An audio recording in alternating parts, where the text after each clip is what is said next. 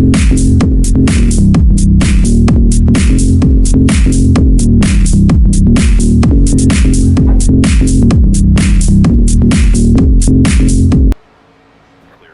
guys, welcome back to the channel. As always, we're talking about NASCAR 25. For me, it's on the PS5, might be on Xbox for you or PC. But this is where we have fun. And as always, I like to point out that everything I do, everything I talk about is geared towards making the game as realistic as possible and as fun as possible. So I want to stress that because today we're going to be talking about career modifiers.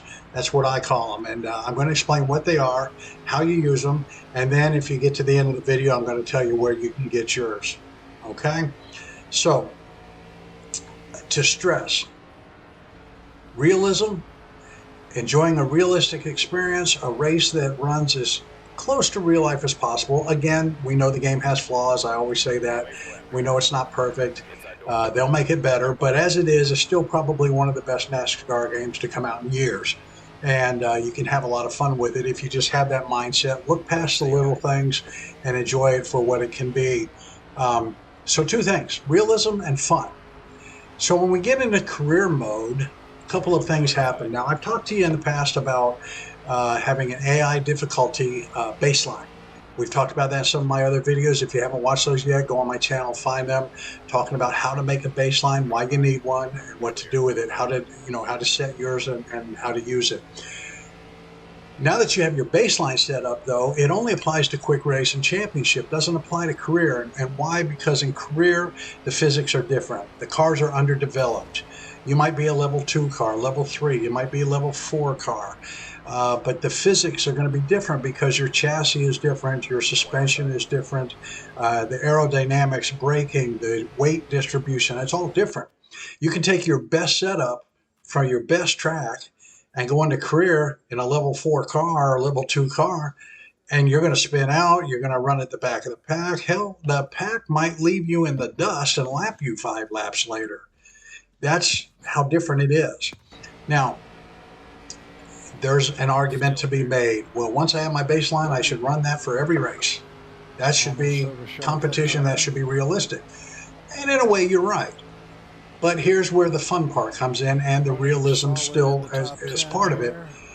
In career mode, when you're at the lower levels and you go to some tracks, as I said, the AI just runs off and leaves you. Within a lap, you can't even see the last car. 5 laps later, the leader's passing you. So you got to ask yourself, is that realistic and is that fun? In real NASCAR, in real life NASCAR, they wouldn't even let you on the track if you run that slow. You can't run as a back marker and, and be that slow. You have to maintain minimum speed. And so, and just from a fun standpoint, it's no fun. It's no fun to go to Daytona and just drive around by yourself for 10, 20, 30 laps, whatever you have your race length set at. So you want to modify the AI settings, which, again, you're using your baseline. So whether your baseline is 100, 102, 104, or even if you're maxed out at 105, when you get into career, you want to offset that or modify that based on the level of your car.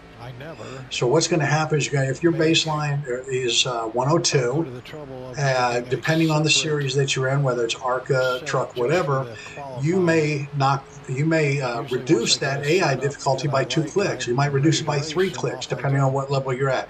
And I'm going to outline those. I'm going to show you my charts, and I'm going to show you how you can get yours, okay? So I just wanted to explain why I do this, why I think career modifiers are important, why I use them. Again, if this isn't your bag, if all you want to do is go out there and max everything out and run as fast as you can and bounce off the walls, great. I don't care. To each their own.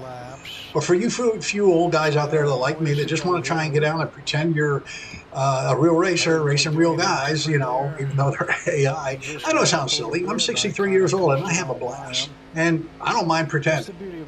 That's half the fun. And if you agree, then this is a good video for you. So again, AI modifiers for career. I'm going to switch now and show you what my numbers are like and which tracks they go to and how to get your car. All right, guys, here we go. You may recognize this spreadsheet. This is the one I showed you in another video where I keep track of all my setups, You've seen these if you watch my other videos. Here's the schedules for all the series. And you've seen me talk about my settings here, my AI offsets. Here's my baseline for my different series. Yours might say 101, it might say 105.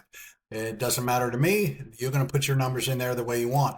And I also told you where you could get a copy of this. I made a blank copy of this spreadsheet so you can use it. And I told you where to get it at the end of one of my other videos. Here's what I'm going to show you today. Same spreadsheet, same file, and you're going to go to this tab right here for career. And what this does is this explains what we're doing here. And right at the top it says the goal is realism, but also fun. These settings will mean that you start near the back of the pack and you work your way up through the field. But you shouldn't be getting lapped on lap 5 because that's not fun. So that's what this is about. Again, I want to stress to you, when you're level 1 through level 3, level 4, you're not going to be leading. You're not going to be top 5. You're going to be a back marker. You're going to gradually work your way up to where you can compete in the 20s. And if you get a top 20, by the time you're at level, 4, maybe, depending on which series it is, then great. Then you're making good progress. That's realistic. Sorry, my phone just went off. That's realistic, though, and that's how it is with underdeveloped teams. We all know who the back markers are, who's always going to finish in 30th or higher, or who's going to finish in the 20s. And that's going to be you as you work your way up through the various development stages of your cars in each series. So this is based on, and this in the purple here says, this chart assumes that a level upgrade is when all 4 parts are at the same level or higher. So you're not a level 3 if you still have one level part that's, 2 or less. So in career mode, where you have engine, you have chassis, you have body, and you have suspension, all 4 have to be at a level or higher to be considered that level. So if you've got 3 of them at level 4, but let's say your suspension is still level 3, then you're still a level 3 car. Once all 4 get to 4, then you're a level 4. If you add a level 5 engine, you're still a level 4 car until the other 3 categories become level 5 also. And that's how you work your way up through the stages. Okay, career mode. This is the career mode for each series. You see I have ARCA, Trucks, Infinity, and Cup. And then in this column here is where it's going to tell you what to do or how to modify your AI baseline. The AI baseline that we have set here. And it's also going to take into account your offsets. This is where these are the handful of specific tracks like the Roval, the street course, Homestead, IRP, where you are going to offset your AI baseline by 1 or 2 clicks because of flaws in the game that have to do with the physics in certain series. So for example, if you're at a 102 like I am and you go to the Roval,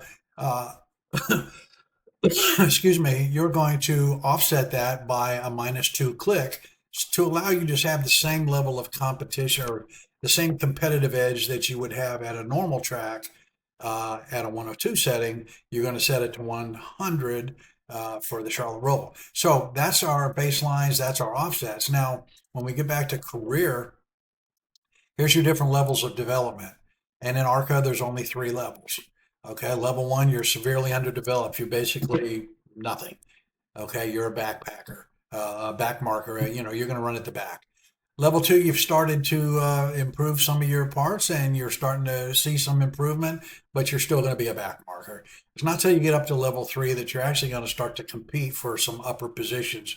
Yeah, you might get a 12th place finish or an 8th place finish, but so you're going to struggle for it. And so over here in this column, what you want to do is take your baseline, and if you're a level 1 car, just like it says here, you want to lower your baseline by 4 clicks. So if you're a 102, you want to run your level 1 ARCA at a 98. And that's going to help you stay competitive. Again, you're not going to be running down the pack. You're going to be at the back, but at least you're going to be able to keep up and at least have a little bit of fun. You might pass 1 or 2 guys and then they pass you back again, but you're going to be at the back. Okay. By the time you get to level 2, you're going to reduce it by 2 clicks. So here you're You're putting a little less effect, a little bit of less of cheat on the AI settings because your car is getting better and you're going to maintain roughly the same competitive edge that you had here. But with the improvements to your car, hopefully you're going to be working your way up into the 20s. Okay, and then with level 3, here's your baseline. You're just going to run your baseline. At level 3, you should be able to run the way you run. Again, it may not be the same as it would be in a quick race or a championship, but it should be close. Okay. Then you move to trucks. Trucks, you've got a lot more levels. So I've grouped them together, level 1 and 2. This is where, again, just like an ARCA, you're almost nothing. Then the mid-range settings, when you start to see some improvement. But it's not really till you get into these higher 5, 6, and 7 levels that you're going to, be competing for top 10 type finishes. Okay. But here we have how much to change your AI baseline for each level. Now, here's what you want to understand. Let's say that you're going to, you're in your Xfinity car and you're at 102. Again, your setting could be 100, could be 104, whatever. Whatever your setting is, mine is 102. And I go to CODA, where the offset is -4. That means that I'm going to be 98 here. And when I go to career and I'm in level 1 or 2, I'm actually going to be at 98 -4. I'm going to be at 94 just for that track. The rest of them I'll be at 98, but for this one, for that CODA, I'm going to be at 98. I'm sorry, at 94. You see how that works? Because you have to take it, just like it says here, remember to add or subtract your offsets for certain tracks. Same example. Here's Xfinity. Here's the different levels. Here's where here's how much you reduce them by. Same concept here, except you got a lot more levels. And in reality, by the time you get above level 5, you're level 6 and up, you're pretty much fully developed. The higher levels, when you get to level 7, level 8, level 9, those top level parts are just getting better. But you're a top level car. You should be able to compete in the top 10, top 5. So you really should be running your baseline.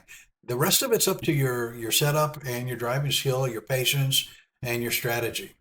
So I hopefully this helps you understand everything, and you can begin to have just as much fun in career mode as you do in quick race and championship, because that's what it's all about. Keeping it real, but having a lot of fun. All right, guys, thanks for stopping in. That was an explanation of my career modifiers, how to adjust your AI difficulty baseline and your offsets for certain tracks, and make career mode a little more fun.